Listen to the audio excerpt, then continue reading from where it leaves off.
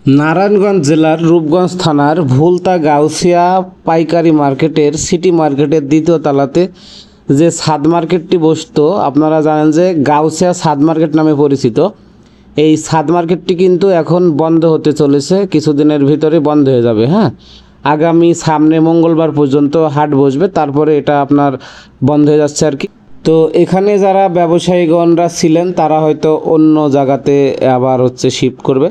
তো এই সাময়িকভাবে এই গাউসিয়া সিটি মার্কেটের যে ছাদ মার্কেটটা আছে এটা আপনার বন্ধ হয়ে যাচ্ছে।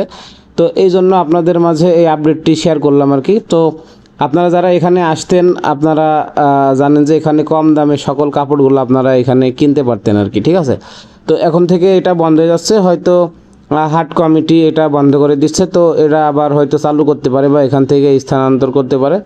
তো সর্বশেষ আপডেট পেতে অবশ্যই চ্যানেলটি সাবস্ক্রাইব করে সাথে থাকবেন। আর এটি মূলত প্রতি মঙ্গলবার সাপ্তাহিক হাট বসতো ভুলতা গাউসিয়া সিটি মার্কেটের দ্বিতীয় তলা। প্রতি মঙ্গলবার সাপ্তাহিক হাট ছাদ মার্কেট আর কি। তো ধন্যবাদ সবাইকে, এই আপডেটটি আপনাদের সামনে তুলে ধরলাম। আর অনলাইন কাপড়ের পাইকারি মার্কেটের আপডেট পেতে অবশ্যই চ্যানেলটি সাবস্ক্রাইব করে সাথেই থাকবেন। তো ধন্যবাদ সবাইকে, দেখাবো অন্য কোনো ভিডিও।